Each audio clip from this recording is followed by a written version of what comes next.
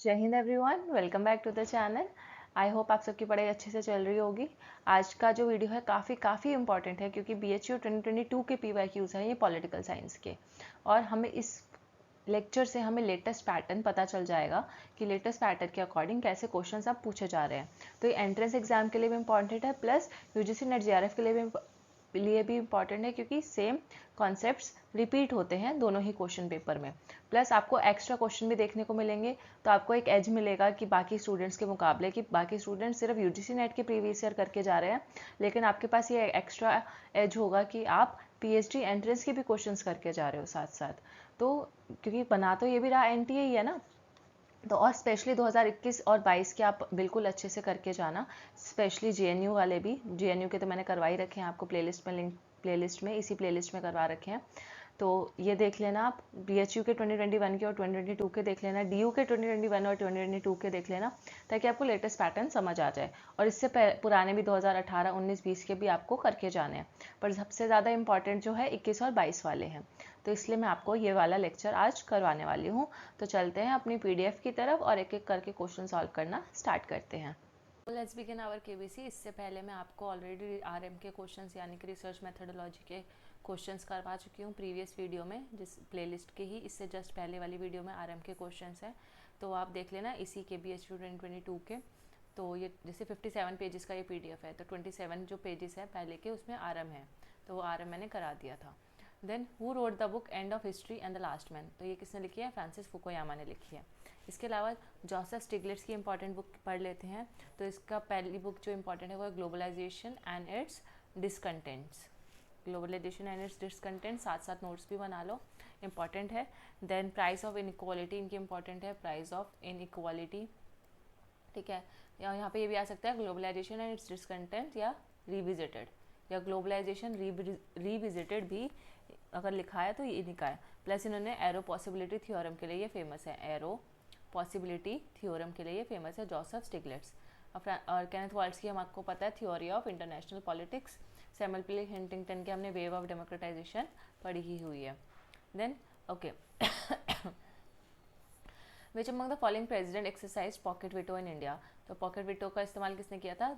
ज्ञानी जेल सिंह ने किया था। तो it's a easy question. Next question, question 3, Raja Ram Mohan Roy believed in which of the following religious idea, तो राजा राम मोहन रॉय किसमें मानते थे? सिंगल यूनिटेरियन गॉड में, यूनिटेरियन गॉड में मानते थे। मतलब कि इसका मतलब है कि एक ही परमेश्वर को मानना। तो राजा राम मोहन मानते थे कि हमें सिर्फ एक ही भगवान में मानना चाहिए, तो सिंगल यूनिटेरियन गॉड का आइडिया राजा राम मोहन रॉय का है। अच्छा, गांधी इरविन पैक्ट कब साइन हुआ था? इजी क्वेश्चन है। 1931 के बीच में गांधी जी और वॉइसरॉय इरविन के बीच में ये पैक्ट साइन हुआ था। Okay, which of the following is not a part of 5 functions of management by Henry Fayol, तो हेनरी फ्योल के 5 फंक्शंस ऑफ मैनेजमेंट आपको पता है POCCC। तो POCCC में एस वर्ड तो कहीं नहीं आता, तो स्टाफिंग तो ऐसे ही हट गया, बल्कि स्टाफिंग किसका था? लुथर, गुलिक एंड अर्विक का था, ठीक है। पूरा नहीं लिख रही है, आपको पता होगा, गुलिक एंड अर्विक का था, जिन्होंने पोस्ट कॉप जब लिखा था, उन्होंने पोस्ट कॉप का जो दिया था वो था लुथर, गुलिक और अर्विक का स्टाफिंग में। तो POCCC में हम क्या क्या था? P से प्लानिंग और से ऑर्गेनाइजिंग। फिर पहला वाला जो सी था, सबसे पहला सी वो कमांडिंग के लिए था, दूसरा सी कोऑर्डिनेटिंग के लिए था, और लास्ट वाला सी कंट्रोलिंग के लिए था। तो कमांडिंग, कोऑर्डिनेटिंग एंड कंट्रोलिंग, ठीक है। और यही वैसे आपको याद भी रखना है कि हेनरी फ्योल ने 14 प्रिंसिपल्स भी दिए थे, ठीक है, 14 प्रिंसिपल्स और 5 फंक्शंस ऑफ मैनेजमेंट। तो इन्होंने, क्योंकि ज़्यादातर बुक जो general principles of management, general principles, ये सारी हेनरी फ्योल की बुक है। अच्छा, विच of the following is incorrectly matched, तो बहिष्कृत भारत जो है BR अम्बेडकर की है, सही बात है। SNDP योगम, परियार रामास्वामी नायकर, नहीं, परियार रामास्वामी नायकर जो थे तमिलनाडु के थे, और इनकी कौन सी पार्टी थी? ये बिलोंग करते थे जस्टिस पार्टी से, तो ऑब्वियसली ये तो गलत हो गया। SNDP योगम तो केरला का एक सोशल ऑर्गेनाइजेशन है, ठीक है। क्या है? SNDP एक केरला का सोशल ऑर्गेनाइजेशन है, जिसका पूरा फुल फॉर्म अगर हम देखें तो वह श्री नारायण, SN से मतलब श्री नारायण, और धर्मा परिपालन योगम, ये पूरी एक ऑर्गेनाइजेशन का नाम है, ठीक है, किसी बंदे का नाम नहीं है ये। श्री नारायण धर्म परिपालन योगम, ये एक सोशल सर्विस ऑर्गेनाइजेशन है जो कि केरला में काम करती है, और इसकी शुरुआत की थी डॉक्टर पद्मा नभन पल्पू ने, with the blessing of Narayan गुरु। तो नारायण गुरु के मतलब ब्लेसिंग्स के साथ ये पपलू या पलपू ने इसकी शुरुआत की थी। तो इतना इंपॉर्टेंट नहीं है, पर हाँ मुझे नायकर की पार्टी पता होना चाहिए। जस्टिस पार्टी, बहिष्कृत भारत अम्बेडकर की। साधारण ब्रह्म समाज, साधारण ब्रह्म समाज किसका है? पंडित शिवनाथ शास्त्री का है। ठीक है, तो आपको ये कंफ्यूज नहीं होना, क्योंकि मतलब आपने ब्रह्मो समाज पढ़ा होगा, ठीक है, पर ये ब्रह्मो समाज नहीं है। ब्रह्मो समाज की जगह ये क्या है? साधारण ब्रह्मो समाज। तो साधारण ब्रह्मो समाज की शुरुआत किसने की है? इसका नाम आप अच्छे से याद रख लो, पंडित शिवनाथ शास्त्री ने की है। ठीक है, और जो हमारा ब्रह्मो समाज था उसकी शुरुआत किसने की थी? राजा राम मोहन रॉय ने की थी। ठीक है, वैसे ही अगर हमसे पूछा जाए आर्य समाज की स्थापना किसने की थी? वैसे देखो सबके नाम एक जैसे है ना, आर्य समाज, ब्रह्म समाज। तो आर्य समाज किसका था? दयानंद सरस्वती का था। ठीक है, अब सत्यशोधक समाज, सत्यशोधक समाज किसका है? ज्योतिबा फुले का है। तो हमने कितने सारे समाज एक साथ याद कर लिए। तो ब्रह्म समाज राजा राम मोहन राय, साधारण ब्रह्म समाज पंडित शिवनाथ शास्त्री, सत्यशोधक समाज ज्योतिबा फुले और आर्य समाज दयानंद सरस्वती। इसी एक क्वेश्चन से हमने 4-5 क्वेश्चन याद कर लिए। Okay, so normative concepts of alienation, freedom and self realization were developed by early Marx. सही। साइंटिफिक डिटर्मिनिज्म का कॉन्सेप्ट लेटर मार्क्स, मतलब मार्क्स की जो लेटर राइटिंग्स में दिया था। ये अर्ली मार्क्स यानी कि जब यंग मार्क्स की राइटिंग्स अलग है, और मार्क्स में जब कार्ल मार्क्स थोड़े से मैच्योर हो गए तो उनके बाद जो बाद में उनकी राइटिंग्स आई थी उनको हम लेटर मार्क्स बोलते हैं। तो साइंटिफिक डिटर्मिनिज्म किसका कॉन्सेप्ट आता है? लेटर मार्क्स में आता है। दोनों ही सही थे। तो एलिनेशन का कॉन्सेप्ट यंग मार्क्स का है। Okay, the political system is a set of interaction abstracted from the totality of social behavior through which values are authoritatively allocated for a society। तो जहाँ पे आपको बात हो जाए ना, पूरा याद मत करो इसको, बस टोटलिटी ऑफ सोशल बिहेवियर याद रखो। ठीक है, टोटलिटी ऑफ सोशल बिहेवियर से आपको सबसे पहले डेविड ईस्टन की सिस्टम थ्योरी याद आनी चाहिए। ठीक है, तो ये सिस्टम थ्योरी में जो सिस्टम है वो ये बोलते हैं कि जो पॉलिटिकल सिस्टम है वो एक सेट ऑफ ऐसा इंटरेक्शन है जिसको हमने सोशल बिहेवियर से अब्स्ट्रैक्ट कर रखा है, through which values are authoritative allocated for a society. ठीक है, हिंदी में यह लिखा हुआ है, हिंदी में आप पढ़ सकते हो। डेविड ईस्टन का ये कॉन्सेप्ट था। Who propounded the motto? ये मोटो किसने दिया है? From each as they choose to each as they are chosen. तो ये रॉबर्ट नॉजिक ने इंटाइटलमेंट थ्योरी में दिया था। प्रत्येक में जैसा वह चुनते हैं जैसे कि वह चुने जाते हैं। ठीक है, What is the concept developed by John Rawls in his work Political Liberalism? Political liberalism में जॉन रॉल्स ने क्या बोला था? अब जॉन रॉल्स को देख के आपको आएगा जस्टिस एज फेयरनेस, पर जस्टिस एज फेयरनेस इसका आंसर नहीं होगा। पूरा लाइन पढ़ो, पॉलिटिकल लिबरलिज्म की बात हो रही हो और वहाँ पे जॉन रॉल्स की बात हो रही हो, मतलब वहाँ पे ओवरलैपिंग कंसेंसस की बात हो रही है। ठीक है, और पॉलिटिकल लिबरलिज्म क्या है जॉन रॉल्स के अकॉर्डिंग? पॉलिटिकल लिबरलिज्म का एम है कि एक ऐसे एग्रीमेंट पे पहुँचना, कौन सा एग्रीमेंट पे? प्रिंसिपल्स ऑफ जस्टिस के एग्रीमेंट पे पहुंचना अमॉन्ग दोज। किस एग्रीमेंट वो किसके बीच में हो रहा है? वो एग्रीमेंट उनके बीच में हो रहा है जिनके पास डिफरेंट कॉम्प्रिहेंसिव डॉक्ट्राइन है, रिलीजन के, पॉलिटिकल आइडियोलॉजी के और मोरालिटी के। तो इनके बीच में ये एग्रीमेंट हो रहा है। कौन सा agreement? Agreement on principles of justice. किसके बीच में हो रहा है? जिन ऐसे लोगों के बीच जिनके पास कौन सा डॉक्ट्राइन है, कौन सी आइडियोलॉजी है, रिलीजन की, पॉलिटिकल आइडियोलॉजी की और मोरालिटी की। तो उसको जॉन रॉल्स पॉलिटिकल लिबरलिज्म बोलते हैं। और इसको हम किस चीज़ के लिए जाना जाता है? ये कॉन्सेप्ट ये जाना जाता है ओवरलैपिंग कंसेंसस के लिए। ओके, कि सब लोगों ने आपस में ओवरलैप कंसेंसस किया है, चाहे वो रिलीजन हो, चाहे वो अपनी आइडियोलॉजी की बात कर रहे हो, तो ये सब आपस में क्या कर रहे हैं? अपनी आइडियाज़ को ओवरलैप कर रहे हैं। कांग्रेस सिस्टम किसका है? रजनी कोठारी का है। Easy question. ठीक है, पॉलिटिक्स इन इंडिया भी रजनी कोठारी किया, उसमें उन्होंने कांग्रेस सिस्टम का बताया है, one party dominant system. Then Latin America regional institution, ये जो है मार्कोसर यानी कि मार्कोसर, एम यहाँ पे आपको नहीं दिख रहा होगा, MERCOSUR। तो मार्कोसर जो है वो क्या है? लैटिन अमेरिका की एक रीजनल ऑर्गेनाइजेशन है। ठीक है, मार्कोसर का में ये इसको हम साउदर्न कॉमन मार्केट भी बोलते हैं, और इसको हम ये स्पेनिश एब्रिविएशन है एक तरीके से। ठीक है, स्पेनिश में एक शॉर्ट फॉर्म है, और ये सदर्न कॉमन मार्केट भी बोलते हैं इसको हम। और इससे रिलेटेड कुछ एक्स्ट्रा इन्फॉर्मेशन लेट मी सी। यहाँ इसके जो मेंबर्स हैं वो अर्जेंटीना, ब्राज़ील, पराग्वे, उरुग्वे, ये सारे इसके मेंबर्स हैं। सो ये इनके फाउंडिंग मेंबर्स है, स्पेशली ABUP, ठीक है। तो अर्जेंटीना, ब्राज़ील, उरुग्वे और पराग्वे, ये सारी कंट्रीज़ मार्कोसर के लिए जानी जाती हैं। और एक स्पेनिश में वर्ड है मेर्काडो कॉमन देल सुर, ठीक है, ये इसकी फुल फॉर्म है।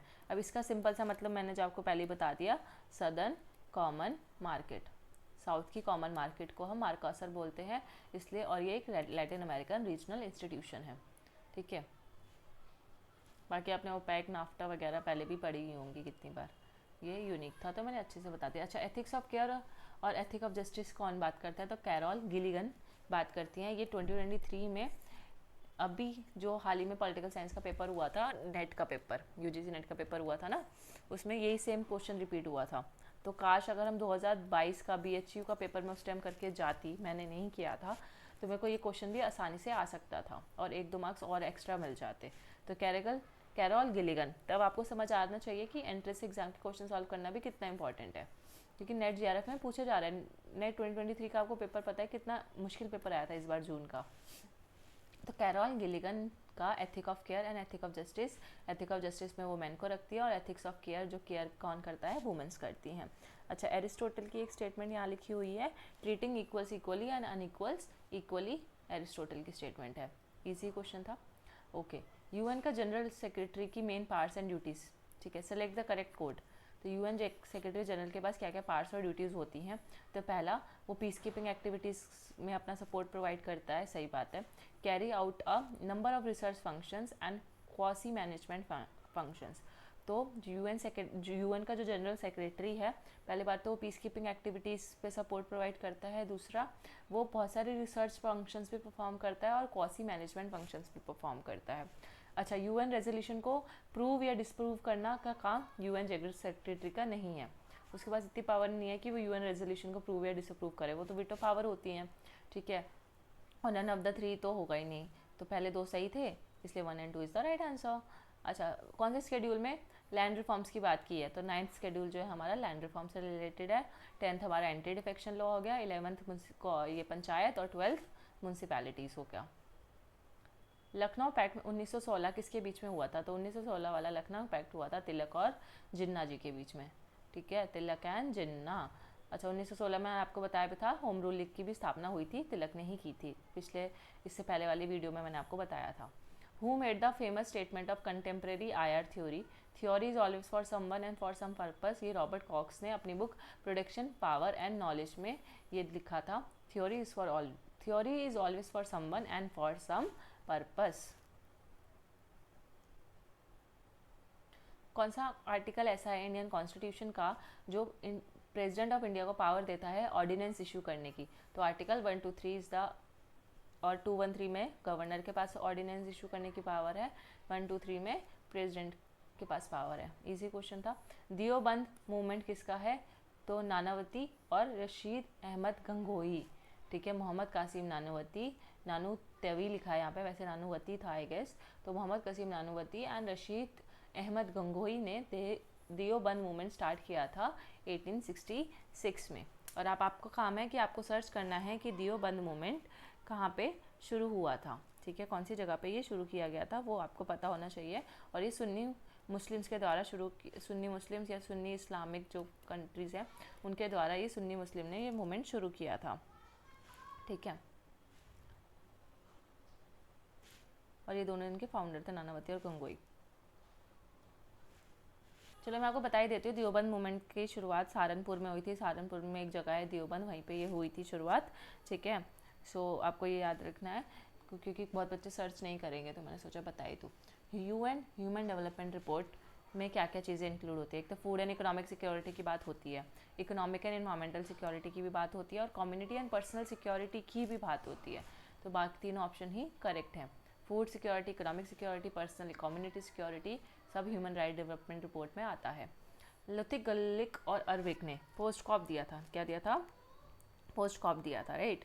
तो पोस्ट कॉप टर्म इन दोनों ने दिया था। अब इसमें पूछा गया है कि P स्टैंड्स फॉर, P किस चीज़ के लिए होता है, तो P इज़ फॉर प्लानिंग। अच्छा, P is for planning, O is for organization, S for staffing, D for directing, CO से कोऑर्डिनेशन, कोऑर्डिनेशन के बाद आर से रिपोर्टिंग, बी से बजटिंग, ठीक है, रिपोर्टिंग, बजटिंग, ये ऑर्गेनाइजेशन, स्टाफिंग, डायरेक्टिंग, और को से को लिखा है ना, को मतलब आपको कोऑर्डिनेशन ही याद रखना है, कहीं कॉपरेशन मत बोल देना, ठीक है। बहुत सारे बच्चे कॉपरेशन कोऑर्डिनेशन में कंफ्यूज हो जाते हैं, तो कोऑर्डिनेशन, ठीक है, कॉडी या ऑडी, ठीक है, कॉडी ऑडी ऐसे याद रख लो, ताकि आपको कॉडी ऑडी याद रखोगे ना तो आपको कॉपरेशन में कोई दिक्कत नहीं होगी।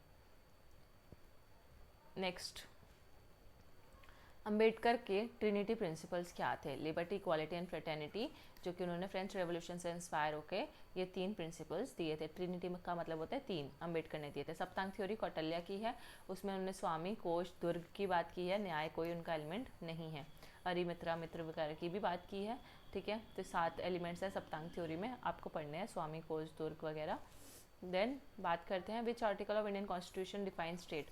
तो हमारे फंडामेंटल राइट्स में जो आर्टिकल 12 से शुरू होते हैं, तो आर्टिकल 12 में हमने डेफिनेशन ऑफ स्टेट लिखी हुई है। अच्छा, list 1 and list 2 and select the correct option. तो first past the post system जो है वो FPTP हम इंडिया में फॉलो करते हैं।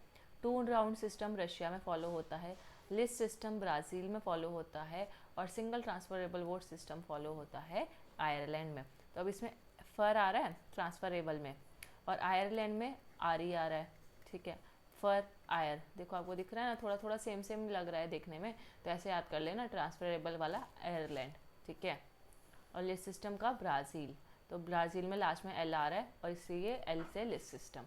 2 round system, rounds Russia, Russia 2 round घूम के आया, ठीक है। तो 2 राउंड्स ऑफ सिस्टम, और इंडिया का तो सबको पता है FPTP और PR सिस्टम यहाँ पे चलता ही है। ब्राज़ील लिस्ट, ब्राज़ील लिस्ट ऐसे याद कर लो। Which among the following is remove without an impeachment process in India. तो गवर्नर ऑफ एनी स्टेट, तो किसी भी स्टेट का गवर्नर जो है वो आपको पता है गवर्नर प्रेसिडेंट के प्लेजर में अपनी इंजॉय करता है, तो इसके लिए कोई हमारे कॉन्स्टिट्यूशन में इम्पीचमेंट प्रोसेस या गवर्नर को कैसे रिमूव किया जाए इसका कोई प्रोसेस हमारे कॉन्स्टिट्यूशन में मेंशन नहीं है। तो ये बिना किसी इम्पीचमेंट प्रोसेस के इसको रिमूव किया जाता है ऑन द प्रेसिडेंट के विलिंगनेस के अकॉर्डिंग या प्रेसिडेंट के डिस्क्रिप्शन के अकॉर्डिंग। बाकी इंडियन प्रेसिडेंट के लिए इम्पीचमेंट प्रोसेस फॉलो होता है, चीफ जस्टिस ऑफ इंडिया के लिए इम्पीचमेंट प्रोसेस फॉलो होता है, और चीफ इलेक्शन कमिश्नर के लिए भी इम्पीचमेंट प्रोसेस फॉलो होता है। Which of the following statements are true about governor of the state. तो गवर्नर ऑफ द स्टेट के बारे में क्या सही है? पहला, executive power of state is vested in him, सही बात है, स्टेट की एग्जीक्यूटिव पावर गवर्नर के पास होती है। 35 ईयर्स ऑफ एज होती है इनकी, मतलब मिनिमम एज गवर्नर बनने की 35 ईयर्स है, और ये प्लेजर ऑफ प्रेसिडेंट के टाइम, जब तक प्रेसिडेंट है, ठीक है, तब तक गवर्नर भी रहता है। He holds office during the pleasure of president. Fourth option, the grounds of the removal are mention और laid down in the constitution. तो ये गलत, मैंने इससे पहले वाले क्वेश्चन में आपको बताया कि गवर्नर को कैसे रिमूव करना है, वो उसका प्रोसीजर हमारे कॉन्स्टिट्यूशन में नहीं है। तो फोर्थ ऑप्शन हो गया गलत। 1, 2, 3 is the right answer for this question. Who is known as a father of local self government. तो लॉर्ड रिपन को हम father of local self government बोलते हैं। Next question, all mankind -1। तो ये याद करो, जहाँ पे भी मैनकाइंड वर्ड आ जाए, मैनकाइंड वर्ड से आपको JS मिल याद रखना है, ठीक है। तो इकलौता इंसान या मैन, ठीक है, मैन, ठीक है, इकलौता मैन कौन था? JS मिल था, ऐसे याद कर लो। तो if all mankind -1 were of one opinion and only 1 person were of the contrary opinion. अगर मान लो कि सारे लोग एक तरफ और मैं एक तरफ, ठीक है, Mankind would know more justified in silencing Mankind. तो आप सिर्फ मेजॉरिटी वर्सेस माइनॉरिटी की बात कर रहे हैं। स्पेशली JS मिल का आपने कॉन्सेप्ट पढ़ा है, freedom of speech and expression. तो यही freedom of speech and expression ही बता रहा है ये लाइन कि ठीक है, ये अच्छा यहाँ पे लिखा भी हुआ है, ओ राइट, ये मैंने नहीं पढ़ा था, यहाँ पे लिखा हुआ है who made this famous statement about freedom of thought and expression. तो ये लाइन हमें क्या बता रही है कि हमारे पास freedom of speech and expression है, ठीक है। अगर एक बंदे का व्यू अलग है और सारी मेजॉरिटी का व्यू अलग है, तो उस माइनॉरिटी वाले बंदे का व्यू भी हमें सुनना चाहिए, ठीक है। ऐसे नहीं कि उसको इग्नोर कर दो, ठीक है। सो ये JS मिल ने बोला था। हेगेमोनिक स्टेबिलिटी थ्योरी हमारी रॉबर्ट के हॉर्न ने दी है। IR के टॉप 100 IR के क्वेश्चंस में मैंने ये क्वेश्चन कराया था। तो जिसने ये टॉप 100 IR के क्वेश्चन नहीं किया ना, पक्का से कर लेना। मुझे मतलब पबेड, IR और पॉलिटी, ये 3 टॉपिक ऐसे हैं ना, इनसे क्वेश्चन 100% और वो भी डेप्थ में, और सबसे ज़्यादा क्वेश्चन देखने को मिलेंगे। तो आप कर लेना अच्छे से, पॉल थ्योरी भी कर लेना। पर IR के मैंने करा दिया, तो IR वो वाला करके जाओगे ना, तो आराम से आपको 5-6 क्वेश्चन उसमें से दिख जाएंगे जो मैंने टॉप 100 क्वेश्चन कराए हैं। अच्छा, न्यूक्लियर वेपन्स को एलिमिनेट करने के लिए कौन सी कमेटी बिठाई गई थी या कौन सी कमीशन हुई थी? तो कैनबेरा कमीशन। कौन सी कमीशन? कैनबेरा। तेरा ना मेरा कैनबेरा, न्यूक्लियर वेपन्स को हटाने के लिए। अच्छा, तो politics of developing areas, framework of political analysis, modern democracies, capitalism and development in America, और एक तरफ उनके ऑथर। तो पॉलिटिक्स ऑफ डेवलपिंग एरियाज किसकी है? एलमेंट एंड कोलमैन की। एलमेंट एंड कोलमैन की पॉलिटिक्स ऑफ डेवलपिंग एरिया। तो हमारी जो एलमेंट है, एलमेंट खा के हमने एलमेंट खाया और हमें ना डेवलप, हम बहुत, हमारी जो बॉडी थी वो डेवलप हो गई। ठीक है, तो पॉलिटिक्स ऑफ डेवलपिंग एरियाज, या मतलब हमारे एरियाज जो थे बॉडी के एरियाज वो डेवलप हो गए एलमेंट खा के। तो गैब्रियल एलमेंट एंड कोलमैन हमारी पॉलिटिक्स ऑफ डेवलपिंग एरियाज। ठीक है, framework of political analysis, David Easton, system theory दी थी इन्होंने। फ्रेमवर्क ऑफ पॉलिटिकल एनालिसिस इनकी बुक है। मॉडर्न डेमोक्रेसीज पता है, जेम्स प्राइस की है। और capitalism and underdevelopment in Latin America, A G Frank की बुक है। ये तो कुछ बुक्स तो मतलब इजी थी, एलमेंट एंड कोलमैन की आपको नहीं पता होगी, तो इसलिए मैंने उसके लिए थोड़ा सा ऐसी अजीब सा ट्रिक बता दिया। ओके, बिहेवियरल अप्रोच का प्रिंसिपल क्या नहीं है? Humanism is not a principle of behavioural approach. Behavioural approach बात करता है प्योर साइंस, वेरिफिकेशन, रेगुलरिटीज़, मतलब 8 चीज़ों की बात करता है। डेविड ईस्टन के 8 एलिमेंट्स हैं इसको लेकर। 8 है या फिर 7 है, गैस ऐसे याद किया था मैंने। RVTVSQP ऐसे करके कुछ थे, और P से था यहाँ पे प्योर साइंस, और I से था इंटीग्रेशन। ठीक है, यहाँ पे क्वांटिफिकेशन, यहाँ पे ऐसे करके कुछ थे। ठीक है, प्योर साइंस वगैरह भी। तो ये 3 थे, ह्यूमैनिज्म नहीं था इसमें। तो ये आप डेविड ईस्टन के एलिमेंट्स याद कर लेना। 104 अमेंडमेंट जो हुआ था वो किससे रिलेटेड था? सोशली और इकोनॉमिकली, मतलब EWS के लिए बनाया गया था 104th अमेंडमेंट, उनको कोटा देने के लिए, सोशली और एजुकेशनली बैकवर्ड क्लासेस को प्राइवेट एजुकेशनल इंस्टीट्यूशन में। कहाँ पे? प्राइवेट एजुकेशनल इंस्टीट्यूशन में। अच्छा, structure of scientific revolution Thomas Kuhn की है। थॉमस कून के ऊपर मैंने सिर्फ 10 मिनट का एक वीडियो बनाया है, खून की स्टोरी से, खून खून कर दिया था मैंने उसको। ठीक है, और उसमें मैंने वेनम वगैरह भी दिखाए थे आपको, बहुत अच्छा वीडियो है वो, देख लेना, आपको उसके सारे कॉन्सेप्ट्स याद हो जाएंगे। थॉमस कून इंपॉर्टेंट थिंकर है, इस बार पक्का देखने को मिल सकता है। पैराडाइम शिफ्ट वगैरह भी सब कराया है उसमें। 10 मिनट में कुछ नहीं जाएगा, आप देख लेना आराम से, हंसी और आएगी क्योंकि ट्रिक्स ऐसी हैं। तो not, which of the following not figure in the element and verb classification? तो obviously easy है, subject, culture, participatory culture, parochial culture की बात एलिमेंट एंड वर्ब ने की है, एम्पेरिकल कल्चर जैसा कुछ होता ही नहीं है। अच्छा, G20 2022 इंडोनेशिया में इसको प्रेसिडेंसी मिली थी। 2023 में अभी किसको मिली है? इंडिया को मिली है, और अगले साल किसको मिलने वाली है? ब्राज़ील को मिलने वाली है। ठीक है, तो ये याद रखना। मैरी वोल्स्टोनक्राफ्ट, एक सेकेंड, हाँ, मैरी वोल्स्टोनक्राफ्ट कौन है? हमारी लिबरल फेमिनिज्म के थिंकर है। मैरी डेली कौन है? रेडिकल फेमिनिज्म है, कि मतलब मैरी और रेडिकल, कि जो आजकल की जो लड़कियां हैं वो शादी नहीं करना चाहती। ठीक है, तो वो उस चीज़ को लेकर बहुत रेडिकल रहती है कि नहीं, हमें शादी नहीं करनी। तो मैरी डेली। और वोल्स्टोनक्राफ्ट का स्टोन, ठीक है, हम पत्थर दे रहे हैं लेकिन हम फिर भी लिबरल है, स्टोन से पत्थर दे रहे हैं लेकिन हम क्या है? लिबरल है। जूडिथ बटलर का है पोस्ट स्ट्रक्चरल फेमिनिज्म। ठीक है, और हमारे स्ट्रक्चर की बात करते हैं, Buttler structure.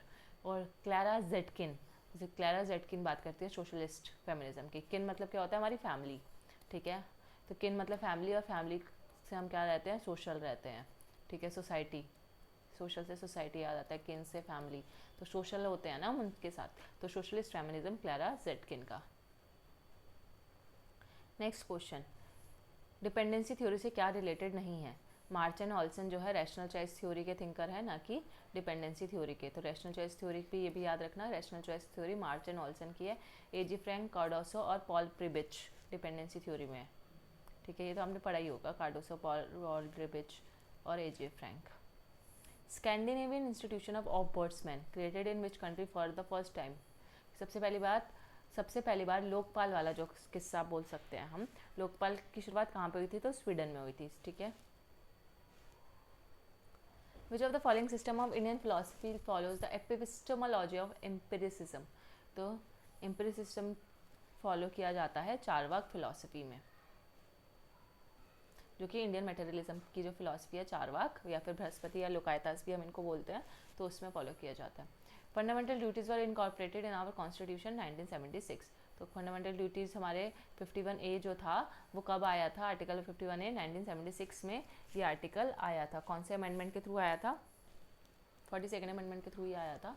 So which article of Indian constitution empowers high court? High court के पास कौन से आर्टिकल में रिट इशू करने की पावर है? तो आर्टिकल 226 के थ्रू हाई कोर्ट जो है रिट इशू कर सकता है और सुप्रीम कोर्ट आर्टिकल 32 में रिट इशू कर सकता है।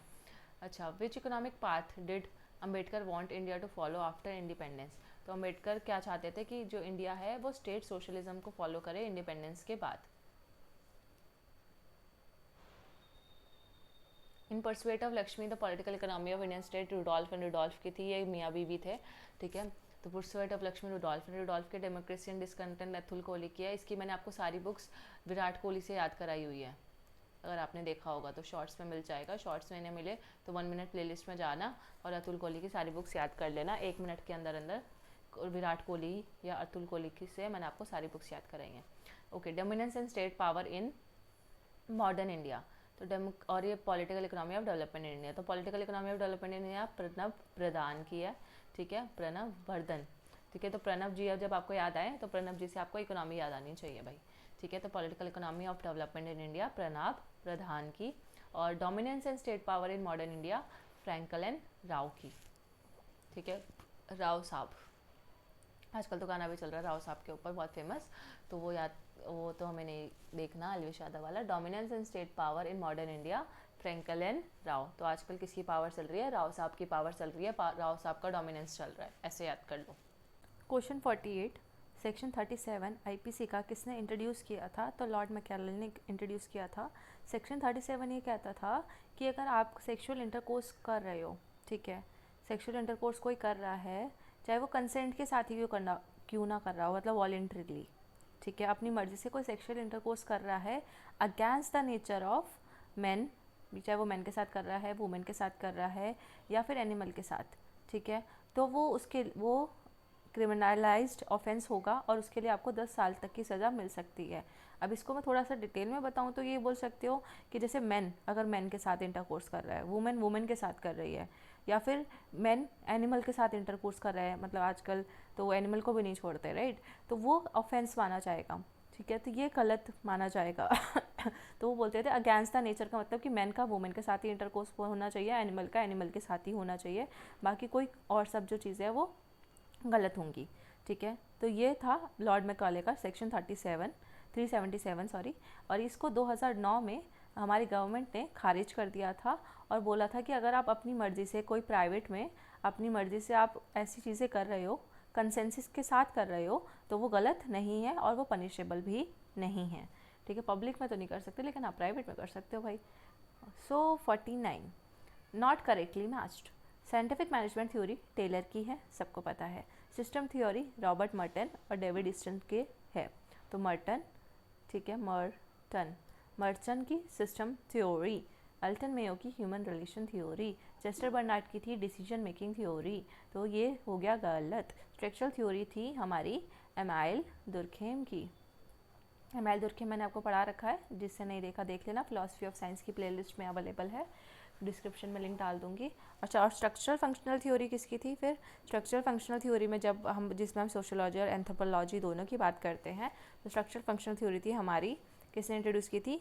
मेलानोस्की एंड रेडक्लिफ ब्राउन ने इंट्रोड्यूस की थी। नेक्स्ट क्वेश्चन, बात करते हैं सेल्फ रिस्पेक्ट मूवमेंट परियार का था, कहाँ पे शुरू किया था रामास्वामी परियार ने? तमिलनाडु में। ओके, बजट वर्ड जो है हमारे कॉन्स्टिट्यूशन के कौन से आर्टिकल में मेंशन्ड है?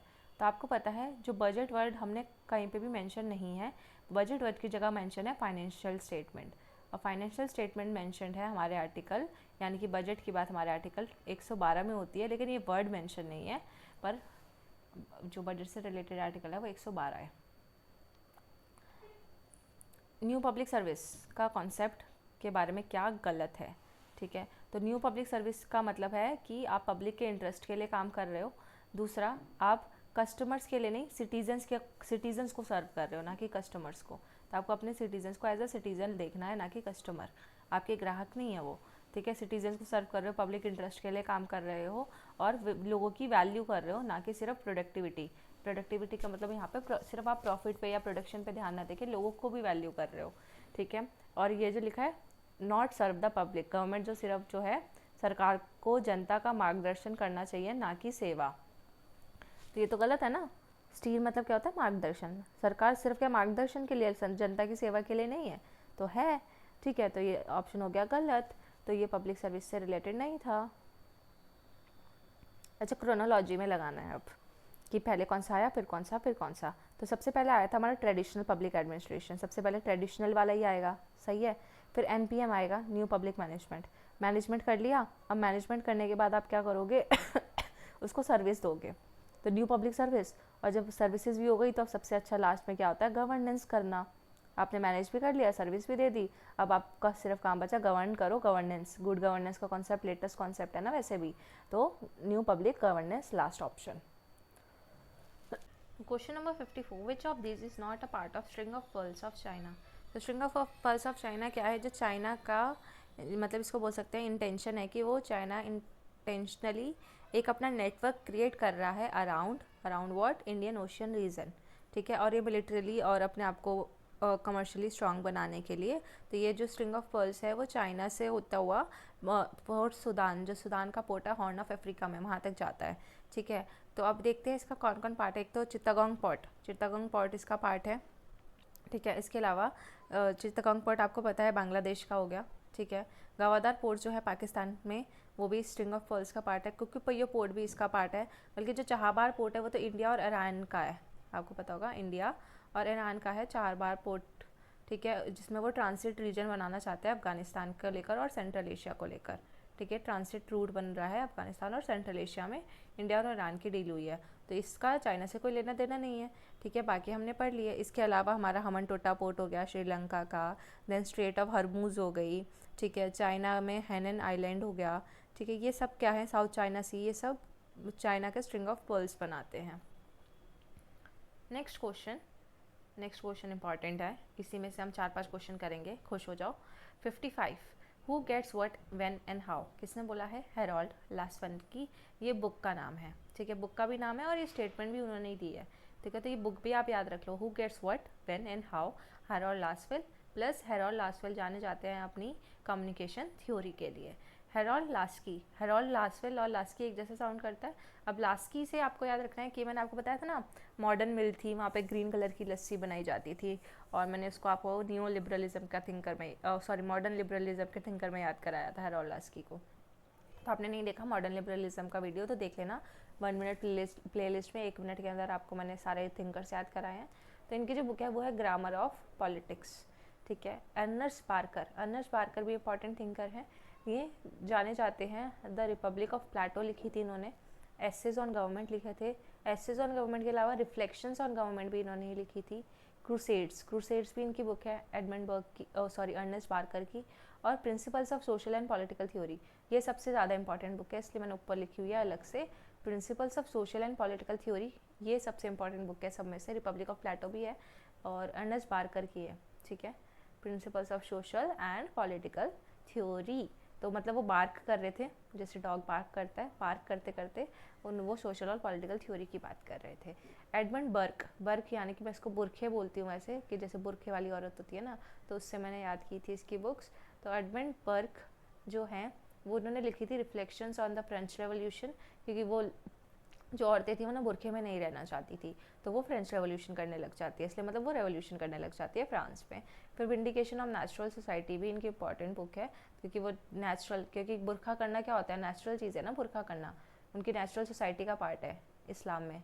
तो एडमंड बर्क की विंडिकेशन ऑफ नेचुरल सोसाइटी। तो आपको ये ट्रिक अच्छी लगी होगी मेरे हिसाब से। नेक्स्ट क्वेश्चन करते हैं।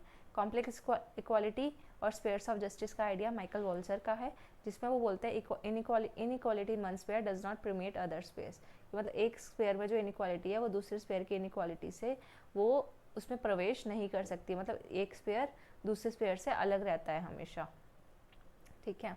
ओवरलैपिंग स्पेयर्स नहीं होते। Which schedule of Indian constitution deal with administration of tribal areas, तो ट्राइबल एरियाज के बाद कौन सा स्केड्यूल करता है हमारा, 6th स्केड्यूल करता है कौन सा tribal areas, AMTM, Assam, Meghalaya, Tripura, Mizoram. और 6th में ये था, 5th में बाकी सारे आ जाते हैं, ठीक है। AMTM को छोड़ के बाकी जो बचे वो 5th शेड्यूल में। Arrange the following stages of evolution of society bye marks in the correct chronological order. तो आपको पता है सबसे पहले क्या आया था, आपने ये हिस्टोरिकल डायलेक्टिक मटेरियलिज्म जिसको बोलते हैं उसकी थ्योरी पढ़ी होगी, या हिस्टोरिकल मटेरियलिज्म का जो हिस्ट्री बताते हैं जब मार्क्स की। पहले सबसे पहले कौन आया, प्रिमिटिव कम्युनिज्म आया। प्रिमिटिव कम्युनिज्म के बाद हमारा स्लेवरी सिस्टम, स्लेव सोसाइटी आ गई थी, ठीक है, जिसको हम स्लेवरी सिस्टम भी बोलते हैं। देन उसके बाद फ्यूडलिज्म आया, लॉर्ड्स और सर्व्स आए, ठीक है। देन यहाँ पे ओनर्स और स्लेव्स थे। देन उसके बाद आते हैं हमारे, जब सोसाइटी थोड़ा और इवॉल्व हुई तो कैपिटलिज्म आया सॉरी, कैपिटलिज्म के बाद कम्युनिज्म, फिर कम्युनिज्म के बाद एक क्लासलेस सोसाइटी स्टैब्लिश हो जाएगी, सोशलिज्म आ जाएगा, सोशलिज्म आएगा, फिर क्लासलेस सोसाइटी स्टैब्लिश हो जाएगी। हाँ, तो next question, who said will not force is the basis of state. तो जो विल है वो स्टेट का बेस होता है। स्टेट का बेस क्या होता है, विल, ना कि फोर्स। तो किसने बोला था, TH ग्रीन ने बोला था। पॉजिटिव लिबर्टी का कॉन्सेप्ट ये देते हैं, और ये कौन से थिंकर हैं, हमारे मॉडर्न लिबरलिज्म के थिंकर हैं। तभी मैंने आपको बोला मिल में ग्रीन कलर की लस्की बनाई जाती है, तो ग्रीन से TH ग्रीन, लस्की से हेरोल्ड जे लास्की, और मिल से JS mill. Next question 60. Okay, the problem with traditional public administration is that it has become synonymous with bureaucracy, hierarchy and control. तो ये सही बात है कि पहले के टाइम पे जो पब्लिक एडमिनिस्ट्रेशन हुआ करता था ना, उसका मतलब यही होता था कि वहाँ पे ब्यूरोक्रेसी होगी। पब्लिक एडमिनिस्ट्रेशन का मतलब है ब्यूरोक्रेसी, हायरार्की और कंट्रोल। तो ये ऑप्शन था सही। Next statement, the response to traditional public administration come in the form of new public management. तो जब ट्रेडिशनल पब्लिक एडमिनिस्ट्रेशन खत्म हुआ तो उसके रिस्पॉन्स में न्यू पब्लिक एडमिनिस्ट्रेशन यानी कि NPM आया। अभी हमने इसकी क्रोनोलॉजी भी लगाई थी, NPM के बाद NPS सर्विस वाला, फिर इसके बाद गवर्नेंस वाला, क्रोनोलॉजी भी यही थी। तो उसके रिस्पॉन्स में कौन आता है, NPM आता है। और NPM क्या बोलता है कि हमें प्राइवेट सेक्टर का यूज़ करना चाहिए, बिजनेस अप्रोचेस का यूज़ करना चाहिए, किसमें, पब्लिक सेक्टर में, ठीक है। प्राइवेट सेक्टर और बिजनेस अप्रोचेस का यूज़ हमें पब्लिक सेक्टर में भी करना चाहिए, ऐसे NPM बोलता है। तो दोनों ही ऑप्शन क्या है, सही ही। तो ये था हमारा last question. Thank you so much for watching till the end. आपने लास्ट तक देखा, वही बहुत बड़ी बात है। तो like, share and subscribe the channel. और आपको इसका जो टेलीग्राम पे आपको इसकी PDF मिल जाएगी, साथ ही साथ आपको इसमें डिस्क्रिप्शन में मैं लिंक डाल दूँगी। अगर मेरे एफर्ट्स अच्छे लग रहे हैं तो do share with your friends. And I hope आपको मैं बीच बीच में कुछ मैं जगह पे मैं आपको ट्रिक्स के साथ भी याद करवाती रहती हूँ, तो आपको वो ट्रिक्स अच्छी लग रही होंगी। तो मिलते हैं नेक्स्ट वीडियो में। Till then take care and stay tuned.